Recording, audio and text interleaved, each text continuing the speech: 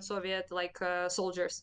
So it's that Russian Empire. Like I said, we fought against that as well. We didn't want to be part of that as well. Fitting that I'm But talking about Ukrainian Twitter. it's just infuriating to me that people, I don't know, like don't give us any empathy, which is like very sad, because I just don't understand, especially those people who claim themselves to be leftists, and they're like, yeah, we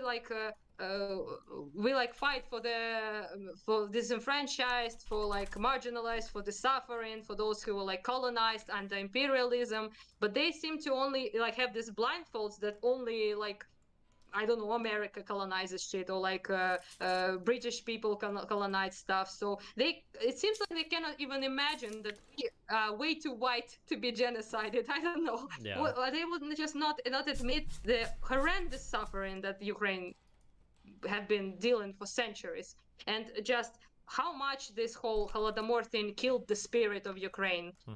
Nobody wanted to fight after that. People were just way too afraid. And when the World War II happened, and people again stopped fighting against Soviets, because they were just, oh my God, I just want to live. I just don't want to deal with the shit. Do whatever you want with me, like prohibit my language, just eliminate my culture, just let me live.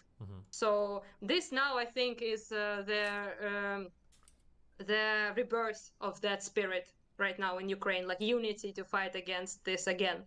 Which is, I'm glad for that we are unkillable, it seems, in terms of our culture and our identity. So people tried, I'd say. So, our country has been pulled apart like many empires, not only Russia, like Austro-Hungary, like Polish Empire and stuff like that. So people became parts of all sorts of empires and countries, and still our country always returns to this idea, to this dream of united Ukraine and of our independence. And it just seems to be like an unkillable idea here. People give up for like 500 for like five decades or something, but then they start fighting again. And this happens every time, and now I think is the time to win. Because we are united, very united, which was a big problem in Ukraine, all this, because people were very like democratic, very independent, and they also all fought with each other. Different fractions could not agree, and that's why we always lost, because we were like very, like not united. And there's this term like Makhnovshina in Ukraine, which is like, Makhno was like this anarchist dude. He was pretty cool, actually, but he was. This term just means that we cannot too much of an anarchist, too much of a cannot be a united front, and you have to be when you find like the superior force. Yeah, I was gonna say one of the ironies of like Russia being so militarized and then being so like hawkish, or there's a word I'm looking for, but like everything they've done around the world has basically reinvigorated everybody to kind of be a little bit more unified against them. With like with Sweden and what was the other? Sweden and somebody else considering joining NATO. Finland joining NATO. With obviously Ukraine, is Zelensky just signed the papers, is making a big move to join NATO. Ukraine seems to be like, it was a celebration here. More unified than ever. It seems like it kind of backfired, and then obviously Russia's military operations have not gone as planned. So Yeah, they also lose their image every day in terms of their power. So people were like very terrified. It was like second army, will roll over Ukraine in like 3 days.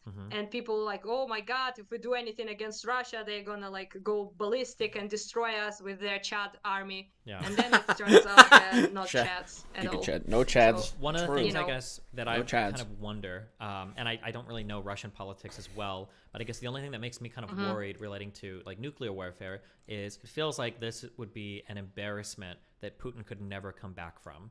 Like, his popularity went really high when he took over Crimea. I think he had a little bit of a popularity surge when the initial invasion began. But now that you've had like the failures, the limited mobilization, the pushing back of the fronts, I wonder, like, is Putin the kind of person that would be like, okay, I messed up, I'm going to step down now? Or is there a way that he can spin it? Like, I feel like they can spin everything, maybe even losing the Donbass. But like, if they lose like Crimea, I don't think that can be spun. That would just look so horrible. I'm curious what his next steps are. This is a worry for sure. You're correct on that, because it's just they have an impeccable ability to spin their losses as victories. I would say. So people in Russia are brainwashed and brain dead. So pretty much you can tell them anything and they will believe it. So their TV is their god. So yeah, so you would, like I said, talk to your relative and tell them they bombed my yard, and they're like, no, TV says we don't bomb civilians. So but they have that brain dead. So yeah, they will believe anything. For example, war of Soviet Union with Finland. They somehow in Soviet Union managed to spin it as a victory. Okay. Finland like pretty much kicked their ass. Yeah. Like this big of a country killed this big of a giant. They only lost 10% of the territory, which was like initial invasion, like initial wave. And then they just pretty much knocked them on their asses. But you know what there was said in the Soviet Union newspapers? I actually have one of those at home, like newspaper. So it's like glorious victory of Soviet nations. We made our border more secure. Sure. We like pushed the border of our enemies on 10% of it away. Or it's the same thing as when Putin was retreating from Kyiv. I think they said that they had gotten rid of all the Nazis and now they were leaving to like continue their military operations in the east. Basically the same thing. Yeah. All them Nazis, of course. Yeah. So it's they always spin it because they are very aware. They know that this is very important. So this to be victorious is very important for their people to continue to support them because they're fascist. I mean, their ideology is fascist. So people are like, yes, our glorious strong man leader is like very victorious. So if they lose support. They know that. So they can potentially spin this somehow as a victory.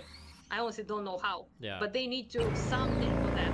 So they need like ground for that. So like I don't know, like maybe part of Donbass, maybe something new that they did not have until before 2014. So like something new to show like a victory, we grabbed this village basically. So and people might believe that as a victory. Maybe, but in our case we want to return everything, including 2014, like what was happened. Ukraine should be returned to before 2014 borders, and that the 91 is a borders, bit dangerous. really, right? Yeah. So that's a bit dangerous in the sense because this does not allow them to have this look. We won this piece of land, So how they will spin it as a victory for their people, I'm not sure, because it doesn't seem to be like in the cards right now.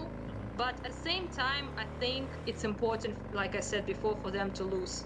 So they really need to lose to escape this insanity, to pretty much become less fascist. I do believe it's possible, but it will be pretty hard to do with a nation that brainwashed for decades. Yeah. So but it's possible. It's possible. So maybe if they lose very like substantially, then I believe the regime would fall at some point. Putin, I mean, and maybe something better will come along. Maybe not. Maybe another dictator just to take his place. Honestly have no idea what will happen. Yeah. And I think it's kind of pretty much people are like people who are like into history, sociology, like policy scientists and stuff. They say like maybe they will like split into different like countries. Russia will be like split to different pieces. Maybe they will like have like liberal government or something, like Russia style liberal, I guess. And I am very afraid. One thing I am afraid of is that the West will just basically like remove the sanctions. So if Putin will be removed, and they will be like new like president, and he will be like, oh, it's all his fault, it's all he's doing, like we didn't do nothing wrong, and the West will be like, all right, let's remove the sanctions. I'm very afraid of that because this will only give them time to attack us again. Sure, unless they get a Gorbachev style president or somebody in there. Yeah, but again, I'm not sure it's in the cards. I don't know, honestly. Most people, I think, really don't know what will happen. It depends on how like the toppling goes down, obviously. It is a concern, of course, but it does not mean that we have to give in to let them have something to. Because if we were to do that, for example, we would like fuck it, take Crimea, right? We don't want that. And despite the fact that there are people there who cannot wait to be Ukraine again, just drop those. We don't care about them. but Tatars, as I said, but just example that, or some piece of Donbass area they like took entire, let's say entire Donbass and Luhansk area, like not the piece they had in 2014, but like entire region. And then what? To Bugatti. So they take it. They declare this is a big victory. We like destroyed the Nazis there, liberated the Russian people, killed every Russian-speaking person there, but who cares? You know, it's funny that they kill us, Russian-speaking people. Yeah. It's we who fight them. It's not like the West of the country. Pretty much everyone I know who fights right now is from Kharkiv, Donbass, from South, from Zaporizhia, so Russian-speaking areas.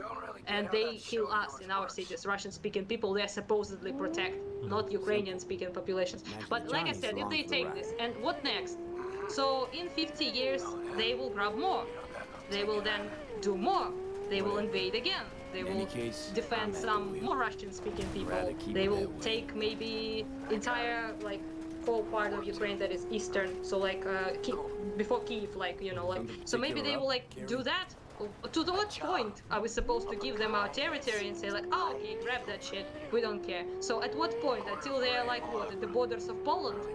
I just don't get this logic. Like what we're supposed to give in? People say peace is more important. What peace? Yeah. What peace? We tried that. Based. We tried that in 2014.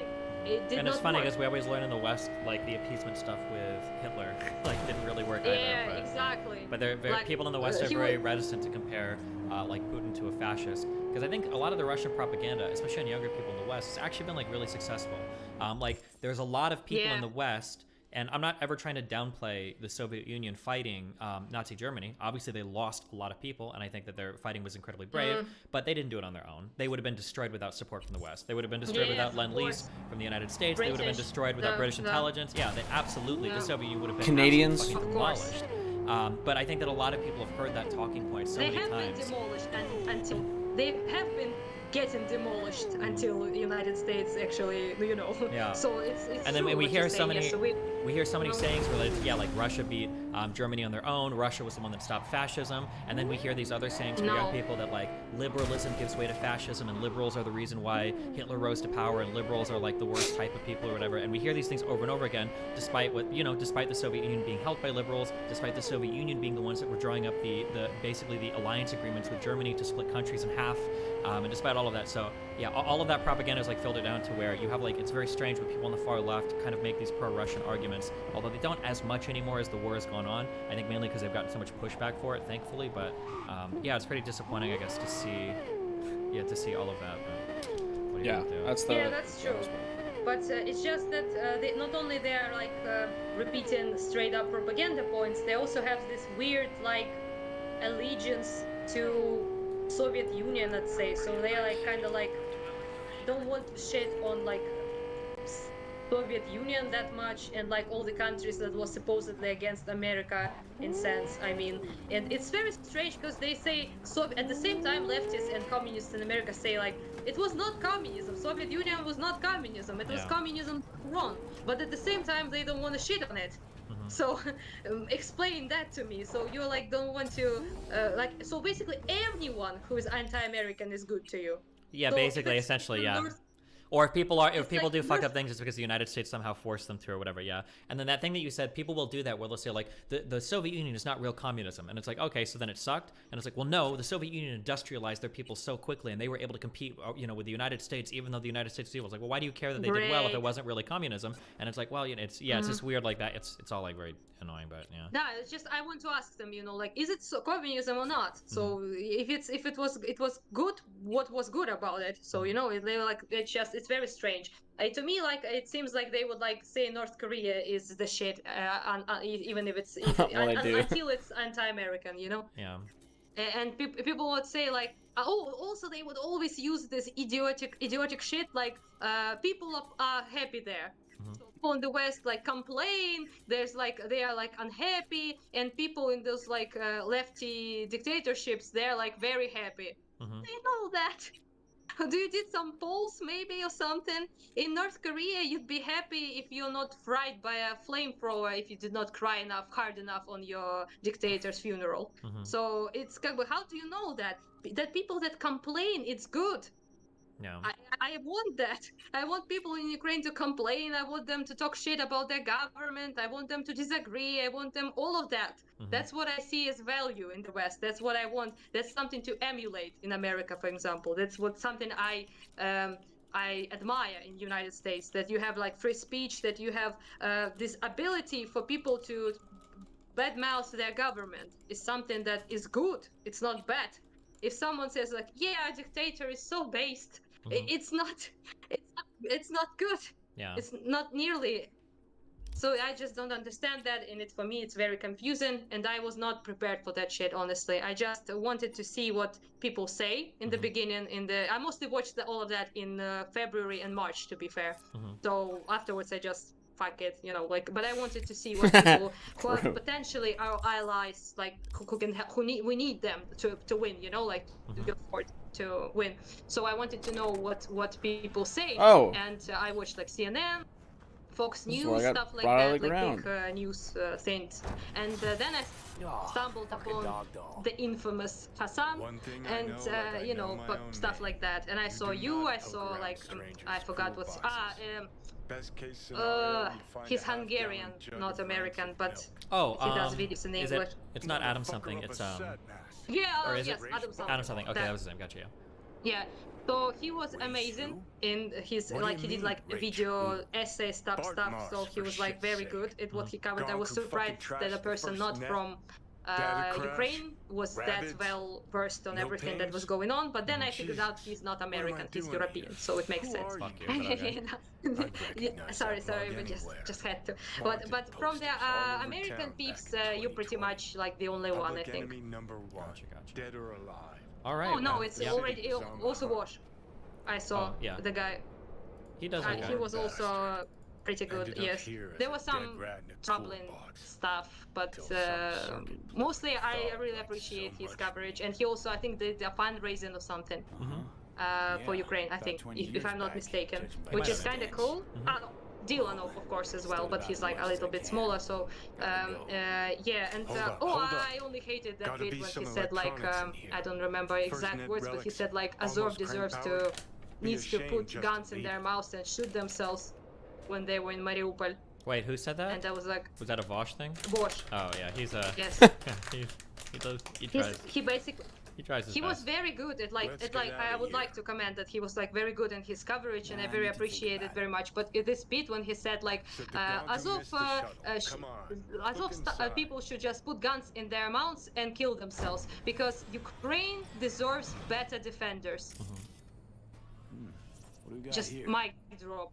Yeah. And she just went on, like he said nothing wrong. And I was like, my guy, who will be those defenders? Will you? Yeah, especially when you've got people that have been fighting for like fucking almost a decade, like in the East, like these are your most like 8 battle years. Yeah. Yes, they have been fighting. They are stuck in that Azov-style, factory, defending like literally us, me, Kharkiv, people and me from what happened in Mariupol. They're like standing between us and in annihilation. And you just say that like that they just need to kill themselves. And Ukraine deserves better defenders. Who are better than people who literally went to the army when there was no army to defend us in 2014? I may disagree like with 99% with them, but they deserved respect for what they did. We respect them because they saved us, and they continued to die. So this is what the interesting thing of like war is, right? Like Destiny said before with the Taliban, or like what happened during World War II, right? If a group of people come to your door and are like, "Hey, you're gonna join us, and or we're just gonna kill you," like, okay, I'll join you to protect my family. And here the same, or in World War II, it's like, okay, you got the Soviet Union to your right, and Nazi Germany to your left.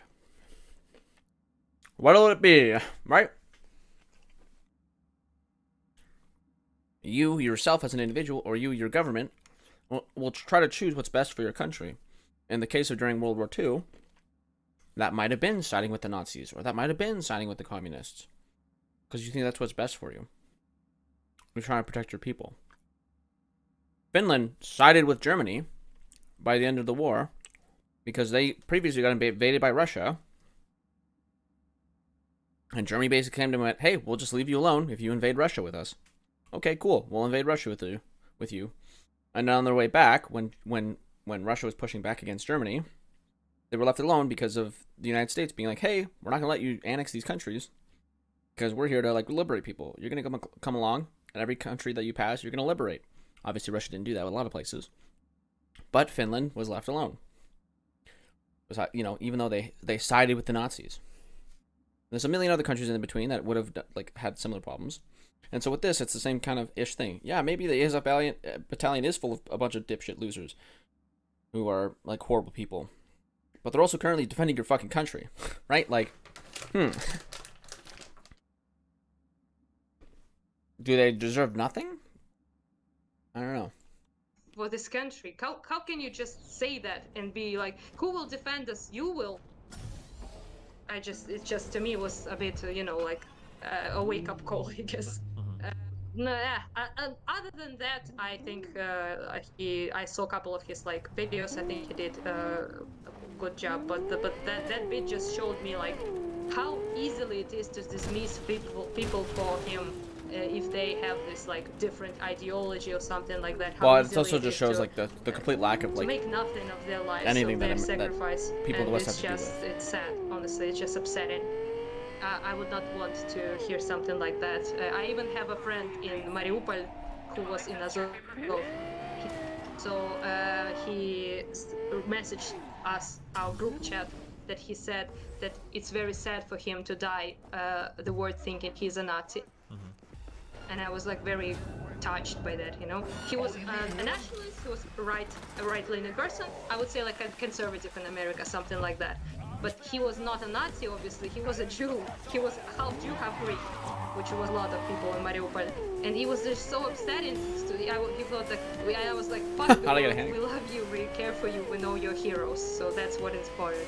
So, it's just like that. But the rest, I think, I really appreciate what you actually did in terms of coverage of Ukraine. I saw a couple of very infuriating debates with you. Oh, there's two tankies, Jackson Hinkle and Infrared or Haas are like very much like Russian stooges, yeah. I'm sorry I couldn't deal with that shit. I just turned off. Although when you were like, there was like this one semi-attractive dude and this one like very strange creature, like, dude. You're talking about Jackson Hinkle and Infrared in that order, yeah, respectively. Yeah. So, no offense, but so I offense to him. Fuck him, because he said some horrendous shit about my country. Fuck him. So and you started to calling him like Gremlin, I think. Yeah, that was Gremlin. That was so good. I felt like rejuvenated, like brought back to life. That was a debate. That was a fun one, yeah. Yeah, but I couldn't like watch the entire thing. I'm sorry, it was too much. No, yeah, I can understand. Yeah. So yeah, I think. Yeah, if people could like throw money at like a particular Ukrainian charity or organization, or like what would you recommend, or where can people follow you? Azov.com. So there's just this. If you want, like, there's this big fund called Повернись живим. You can throw your money there. I could for the throw people, you a link or something. Some people in chat might not be able to spell that. Could you spell that out for me? Oh, that's one thing. But I would very much appreciate if you could guys maybe help me and Igor in Polyanitsa. Is like a volunteer center in Kharkiv. We buy stuff, medical supplies, hemostatic dressings for our soldiers. West. You can ask Dylan if you want to like confirm that we are the real deal, and help Dylan for sure if you can. But if you can, I send you a PayPal link. This is my PayPal. I order stuff from American websites, some medical dressings, stuff like that. Yeah, and I deliver them to Kharkiv battalions, Zaporizhzhia as well, and a little bit to the south. So if you please can, we would very much appreciate it. One, these dressings is $10, which is pretty expensive, and to order them like in a huge amounts is very expensive. We do it mostly from our own pocket, and our medics say that they are superior like technology. They are United States made, I think, and they are just incredible at stopping even little bleeding. So saved many lives actually in Ukraine. And I would very much appreciate if you could maybe I send you the PayPal again if you want to maybe. Yeah, I think people are saying it's just the anesthesia. Oh my Ross. god, that's all. Say your name one time. Wait, say it one time. Anastasia Anastasia, that one. Paraskevo. Yeah, I'm not That's gonna try to good. say it, but that's whatever that one. Yeah. But yeah, I think people are linking that at gmail.com in chat. I I don't know if I can pronounce it. Anesthesia. Nope. Okay. Anesthesia? Yeah, like PayPal, I don't know. I'm just gonna get caught up on anesthesia. Show you like screenshots of me buying stuff if you want. Like I've been doing it for like this entire I didn't hear it one more time. year. Hold on. The workshots of me. Yes, yeah, like PayPal, maybe you can do. PayPal link if people want to throw some money at that. That one, yeah. But yeah, I think people. Yeah. Anastasia, that one. Anastasia. Yeah, I'm not gonna try to say it. I don't know. Whatever that one, yeah. But yeah, I think people are linking that at gmail.com in chat. I see that PayPal link if people want to throw some money at that. Okay. Yes, yeah, like PayPal, maybe you can do that. I will like show you like screenshots of me buying stuff if you want. Like I've been doing it for like this entire half year of the work right now, so I would very much appreciate that because you know, like we care for our dudes and girls. They're saving like our lives. We want to save theirs, so it makes sense, I think. And yeah, I really appreciate you talking with me, and it was not as scary as I thought it would be. Yeah. Before dropping off the grid. So yeah, I really like to thank you a lot. Yeah, cool. Well, thanks a lot. I really appreciate the talk. If anything else ever comes up, or if you see anything relevant, yeah, feel free to shoot me an email or a Discord message or whatever. We can chat again. Okay.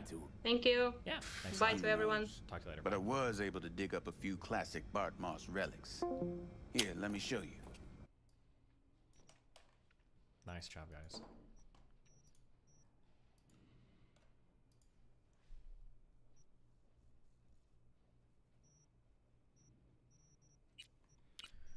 Would you be willing to talk to a Russian to get internal perspective on the war, the state of the country, and its regime? Hey, Nick, yeah, I think I would. If a Russian wanted to hop on and chat, sure. Bart Moss is dead. What else you find? I wonder if that would be Turing's safe. tapes. I would feel bad if I brought in a Russian and we spoke about some like dicey topics and they end up getting like disappeared. I don't know if that would happen. I'd feel really Where'd bad. you ferret this out? Do you know once you start making space shit, are you making like more blank cards than like functional cards? I feel like I have way too many of these fucking things. Netwatch made him a wanted man when looking in Shanghai, Lahore, Santiago de Chile. Lahore? While that dog alighted to the net. Wonder how long he'd have You kept spoke to buzzing those wires if power hadn't gone NFKRZ out. already, didn't you? He spoke to Think you countries can pull making anything Have I off it? spoken to that guy? I'm not sure. I feel like I need to just not make any of these things. Text coming apart. Oh, guys, if you are in Ukraine or Encryption if you're in on Russia LinkedIn. and you're trying to surf websites and you don't want Gotta anybody be to near track you, divine. Surfshark Spare me dot the two deals steps, yes or slash no. Destiny. 3 months I for can free, try. 83% discount. Failure, though, is a Surfshark.deal slash distinct Destiny, guys. possibility. Don't get caught by Then all Putin data will be lost. Done and doing some gone. stuff you shouldn't. I tried.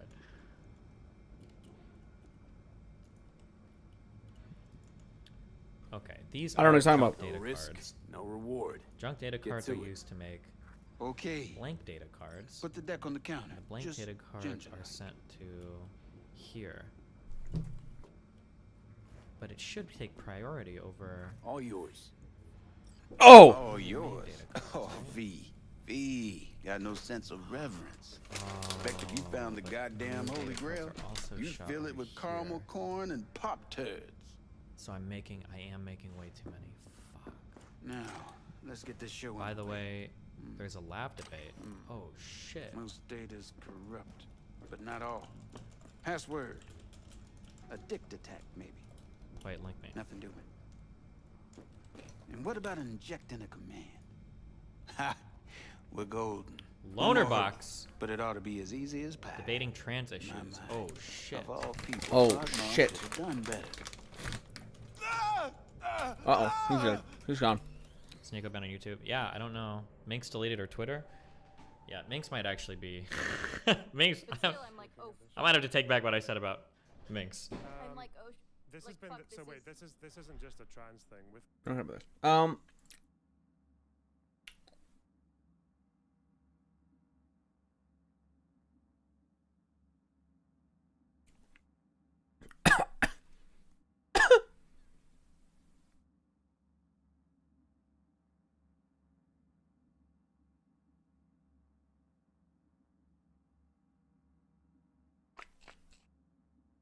Jesus.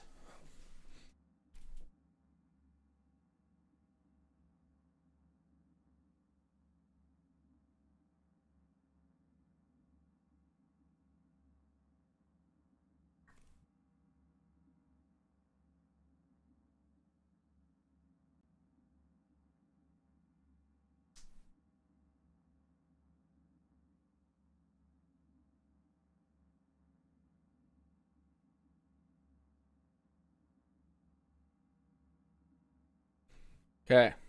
Well, oh yeah. This was brought about by some nice, horrifying, disgusting, just bad Twitter arguments. I don't need to go through all of them because I just loop on the same topic. And my question would be to anyone who, wants the war in Ukraine to end by just the United States pulling out and then leaving Ukraine up to their own devices. If that were to happen, or if that's their goal, I don't care about anything else.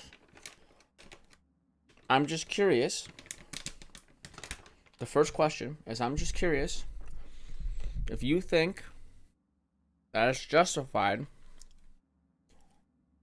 for one country to invade another country because it thinks it's a security risk. That's like question number one. Does country A, insert any country, have a right to invade country B simply because of a security risk? Or like if the defense of their nation is at threat. Can they preemptively invade that country? If you answer yes to this question, that means you support all the shit that the United States has done over the past 50 fucking years plus. You're okay with Afghanistan. You're okay with Iraq. You're okay with Vietnam. You're okay with all these things.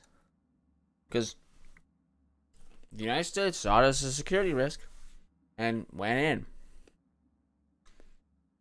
And in the case of Vietnam, they saw an ally of theirs being destroyed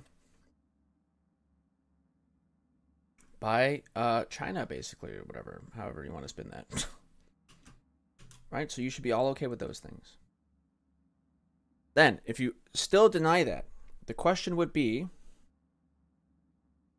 the next question is,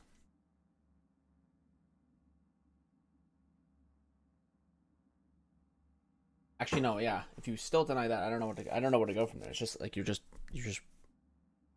if you deny if you say that if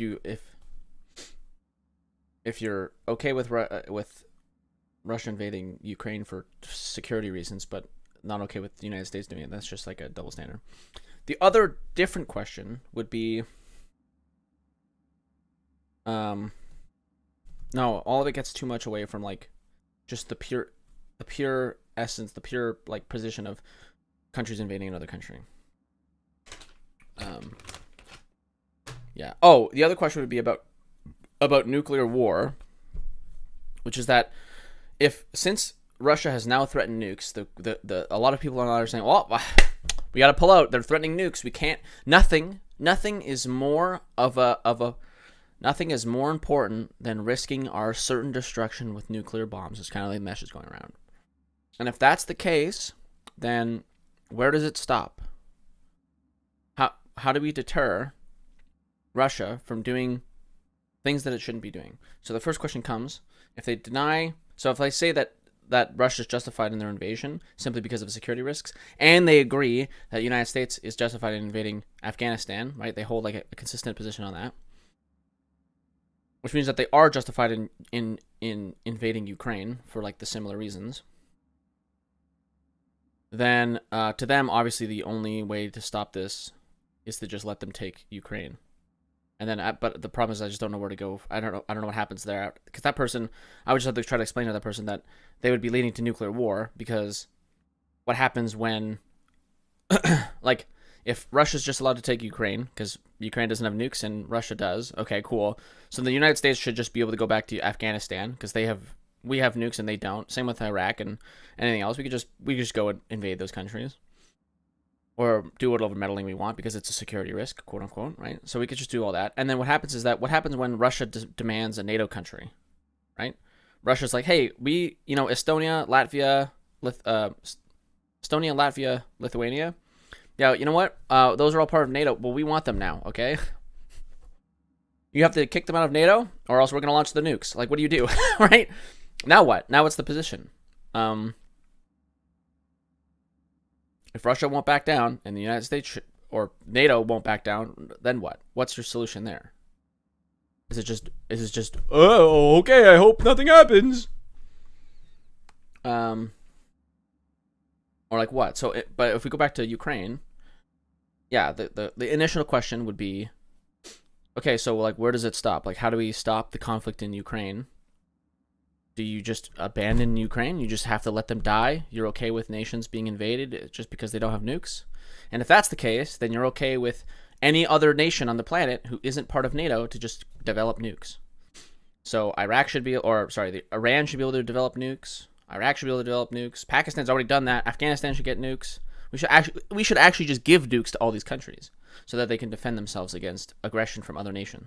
So that we should actively be giving nukes to people so that they can defend their sovereignty. Right? That's like the logical conclusion of that, right? Because you can't say that we should just remove nukes from everybody, because you can't do that, obviously. It's hard to do that. I don't know how you would figure out how to do that. So we have the power to give people nukes, so we should just be giving people nukes. Dog shit, cat shit, rat shit. Ideas, V, fast and stat. Couple of minutes and his skull sponge will be well done steak. Okay, what do we got here? Saw what we got. A brain broiler. You absolutely sure you want to jack in? 55 BD 55. Let's see. Gotcha. Fuck a muffin. You breathing? Apparently. But it feels like I got a skull full of hot embers. Just... what the hell happened? You started convulsing. Lights went out. Outlets started spitting sparks. So I sat down and finished for you. Hold up. Mean to say, you reached Bodmar's deck? Lowly you? Damn straight. I am the best net runner in town, after all. Outer kid. But maybe someday. Alright. Let's see just what you pulled from this artifact. Logs, mail, chat history of sorts. Potentially interesting, but nothing explosive. Shame, kinda. Well, I guess I could delve some more, see if I can't find something interesting in there. Listen, my services usually command a tidy sum. Oh, let's This just... time, well, seems you rendered me a service. Take this.